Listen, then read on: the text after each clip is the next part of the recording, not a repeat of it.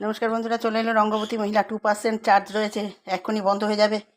তার মধ্যে আবার মেসেজ ঢুকছে চিংড়ির রেসিপি, বাগদা চিংড়ির রেসিপি। টক দই দেওয়া হবে, ওখানে রয়েছে আদা রসুন পেঁয়াজ টমেটো, আদা রসুন পেঁয়াজ টমেটো আর পোস্ত দেওয়া হবে।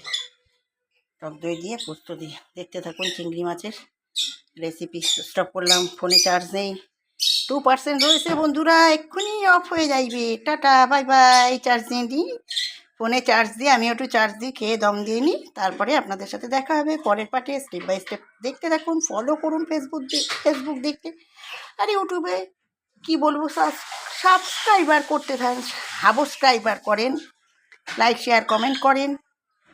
নিত্য নতুন আহামরি রেসিপি দেখিতে থাকুন। ন্যাচারাল রান্না, মা ও ছোট্টকুদের রান্নাবাটির চ্যানেল। ঠিক আছে, দেখতে থাকুন।